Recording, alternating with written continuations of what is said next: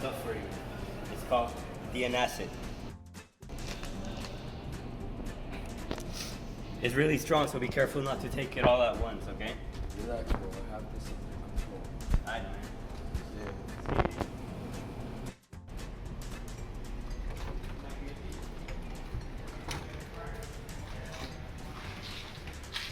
Oh.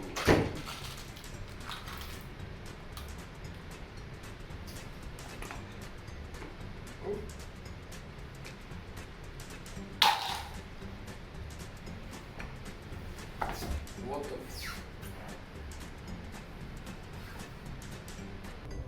Whoa! What is happening? Ah. Hello. You were warned about not taking too much. Now you're going to learn all about the structural composition of what you just took, the oxyribonucleic acid. In 1953, James Watson and Francis Crick became the first to discover DNA.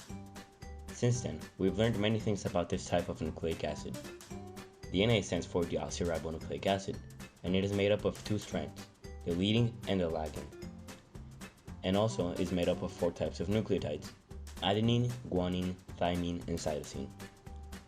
Adenine and guanine have what's called a double ring structure, while thymine and cytosine have a single ring structure. What are nucleotides made of?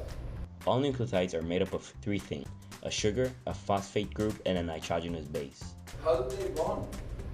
Nucleotides form hydrogen bonds with one another. However, not all of them can bond together. Adenine will always bond with thymine, and according to Chagres' rule, there will always be an equal amount of adenine and thymine in any given DNA sequence. Adenine and thymine form 2 hydrogen bonds with each other. Likewise, cytosine and guanine will form bonds exclusively with each other and will also follow Chagres' rule, meaning that there will always be an equal amount of guanine and cytosine in any given DNA sequence. Similarly to adenine and thymine, cytosine and guanine have 3 hydrogen bonds between them. Oh god, I wish I have more of that pills. That will make me pass biology, but now, I suck.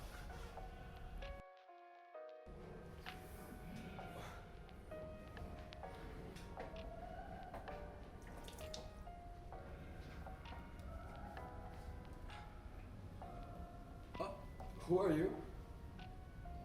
We know what you want. We know what you mean.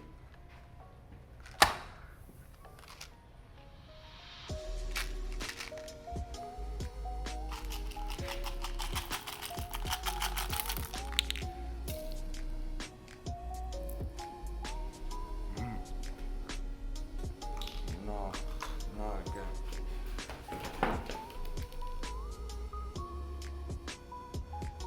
Welcome back, boy. With this pill, we're going to explain DNA replication, transcription, and translation. DNA replication is one of the most important processes for the cell. It involves 4 major enzymes: primase, ligase, helicase, and DNA polymerase. First, the DNA is unzipped by the helicase. A helicase breaks the hydrogen bonds between the nucleotides. DNA polymerase is the enzyme that bonds the nucleotides. It is led by the ligase in the lagging strand and by primase in the leading strand. Although they seem similar, these 2 strands function completely different. The leading strand goes from 3' to 5', and nucleotides only bond on the 3' side of a strand. The leading strand is bonding continuously. The lagging strand, however, is different. It goes from 5' to 3', which means it can bond continuously. The lagging strand is bound in a section called Okazaki fragments, which are sets of bonded nucleotides on the 3' side of the strands, which are then stitched together by ligase. This is one of the most important processes during the cell cycle.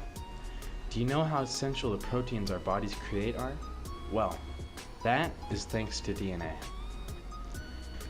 It begins with transcription. The promoter is where RNA polymerase binds with the DNA. The DNA is unzipped and a strand of it is copied into an mRNA. When the RNA polymerase reaches a point called the terminator, it detaches from the DNA which then zips back up. The difference between RNA and DNA is that RNA has uracil instead of thymine as a nucleotide. Also, that RNA has only one strand. When the mRNA is floating in the nucleus, it goes through intron splicing. The junk parts are introns and they are removed. The remaining parts are the exons, which get stitched together. After this process, the mRNA strand exits the nucleus through a nuclear pore. For mRNA to create a full protein, it needs to go through translation.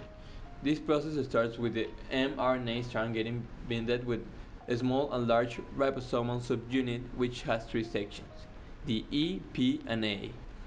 This molecule will attach to the initiator codon of the mRNA, which is AUG, and will bind in the P section of the large ribosomal subunit.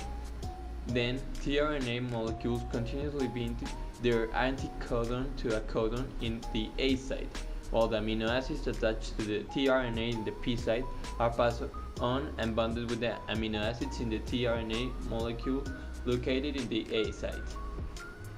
Once this is complete, the tRNA molecules move to their left, and the tRNA molecule is released, while a bigger polypeptide is formed.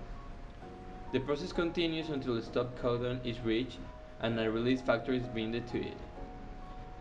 The stop codons are UAA, UGA, and UAG. When this happens, the polypeptide that was formed gets released, completing translation.